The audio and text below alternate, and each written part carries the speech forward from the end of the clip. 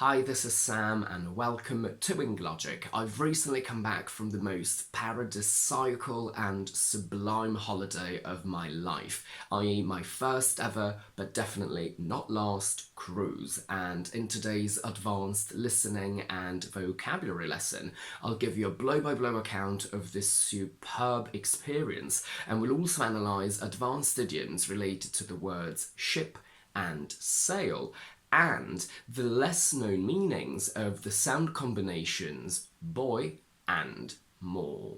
Before we even start, I want to debunk and dispel what I can promise you is nothing but a myth about cruises. The commonly held opinion about cruises is that they're boring, uneventful, and just for old people who want to relax and squander the money that they don't know how to spend. But that could not be further from the truth. I mean, that may very well have been the case in the past, but right now the world of cruises is indeed a whole world in its own right. It's booming in ways that we can't even fathom if we're not in it. And I'd say that right now it's reached the apex of its popularity. And owing to this soaring interest, cruises now cater for all sorts of people, walks of life, and objectives. You do have the old-style, slightly pretentious cruises where you have to dress up for gala dinners, those for families with children where the goal is mainly to relax so they don't offer all-night parties. But what most people don't know, including me until I went, is that now there are a lot of options for adults-only cruises with no children, designed for people to have fun with great entertainment and great parties. I absolutely detest wearing smart clothes and dressing up, and the cruise that I went on did not require any of that anywhere, anytime. So I literally just wore a t-shirt and swim shorts the entire time. Personally, I wouldn't set foot on a cruise that has a smart dress code for dinner, but that's just me. My cruise started in Rome on the 28th of August and ended back in Rome on the 6th of September. And in these 10 days we visited Naples, Palermo, Cinque Terre, Monte Carlo and Nice, and Ibiza. Originally we were also supposed to stop in Sardinia and Marseille, but due to docking reasons, as far as I remember, they were struck off a few months before departure. I'm not going to lie, I was gutted at first because I've never been to Sardinia and I was really excited about going, and I love Marseille and I was really looking forward to going back.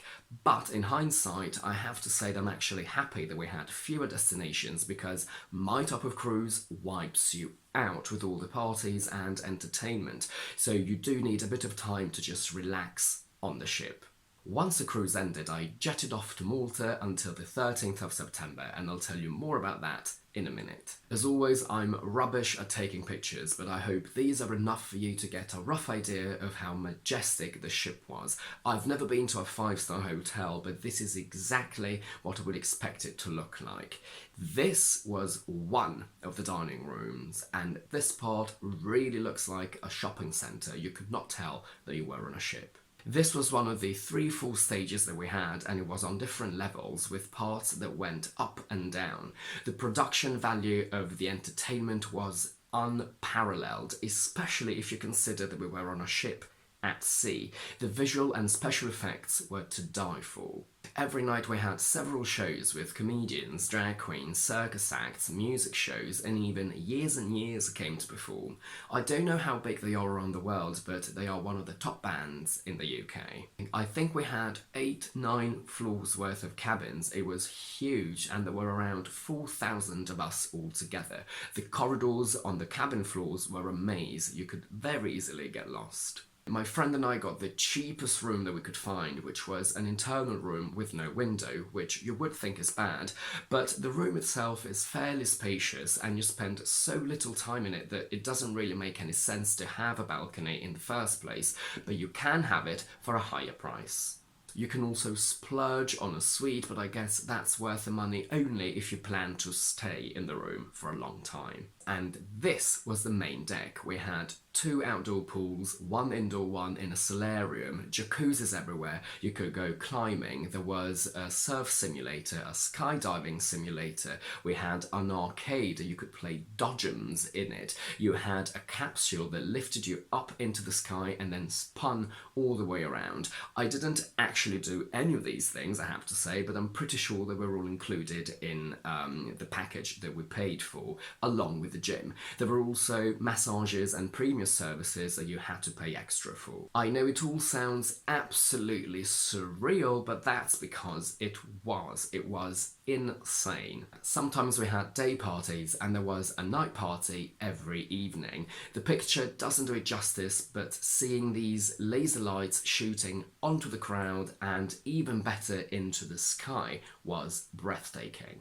Each party had a theme which was disclosed a few weeks before departure so people could make or buy costumes for them. It wasn't compulsory to dress up, and I personally didn't because I'm a performer and I dress up for a living, and I did not want to do that on holiday too.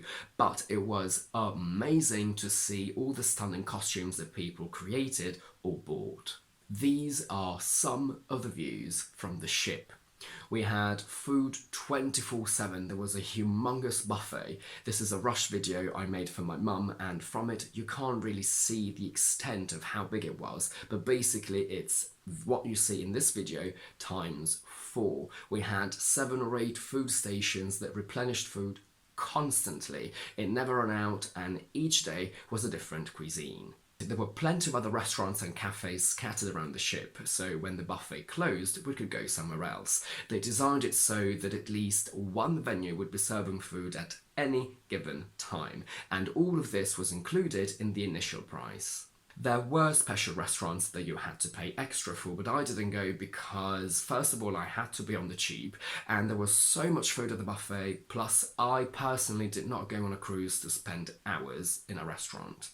Apart from these extra restaurants and shops, the only other thing that you had to pay for was alcohol. Now, I am extremely lucky because I'm a complete teetotaler and I do not drink at all, so I did not spend a single extra penny.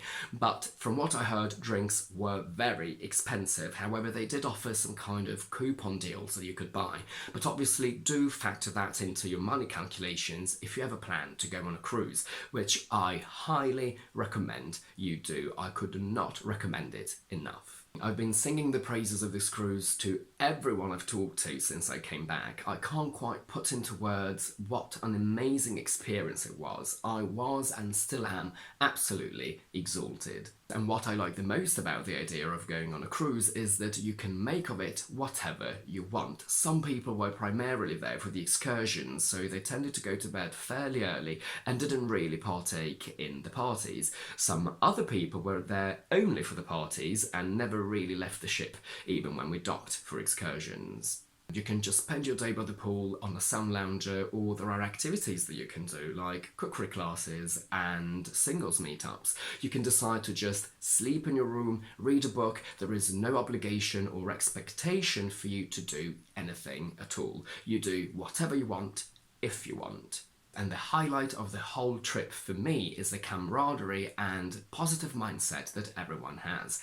Everyone is there to have a good time and to meet people, and that's the beauty of the buffet. You can simply sit next to a stranger and strike up a conversation. That's how easy it is to meet people there because everyone is more prone to be friendly. I know I'm a YouTuber and a performer, but I'm actually very shy, so I use this experience as a social experiment, and I was very proud of myself because I managed to make the first move and introduce myself to a lot of people, which may sound easy, but it's not when you are as shy as I am. So for me, it wasn't just a lot of fun, but it was also a great learning curve. Cruises are much cheaper than you would expect, and you don't have to do them for 10 days if you think that's a bit too much. There are weekend cruises, 4-day cruises, you name it, they do it. I won't bore you with all the pictures of all the places I visited, but my favourite was Cinque Terre, which is 5 little towns next to each other in the north of Italy, and it's one of the most coveted and beautiful destinations in Italy. I know not many people like Malta, but I absolutely loved it. It's a small island, and once you've seen the capital, Valletta,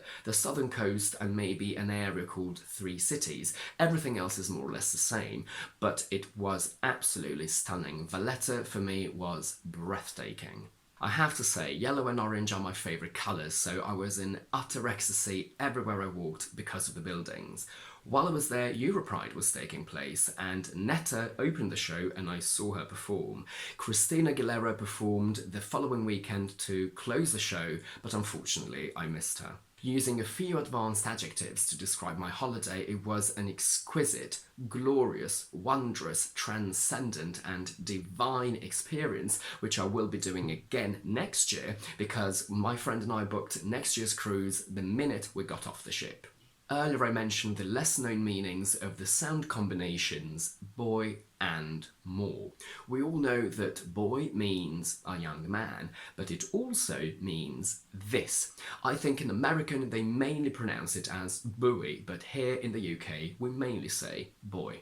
More is the opposite of less, but spelled M-O-O-R. As a verb, it means to secure a boat to an anchored element in the water, and as a noun, usually used in the plural, it refers to an uncultivated piece of land. Mooring has a similar meaning to docking. I am not an expert, but from what I understand, the difference is that docking refers to securing a boat to a dock, which is, let's say, part of a port attached to land, whereas mooring is about securing a boat to an element in the water, mainly a buoy. Now, the chances of you using these words are very, very limited, but I thought that it was a good fun fact for an advanced video.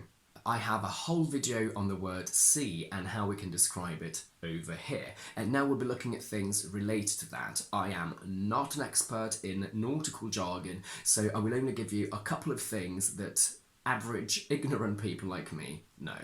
If a ship lists, it tilts to one side quite strongly and it could lead to a disaster. To capsize is when a ship turns completely on its side or even completely upside down. A ship founders when it fills with water and sinks. To founder also means to be unsuccessful and to fail, so you can say their relationship foundered after the affair. Due to COVID, the company soon became a sinking ship, means that the company started foundering. The minute the actor was accused of sexual harassment, his publicist, his agent, and his family deserted him like rats leaving a sinking ship.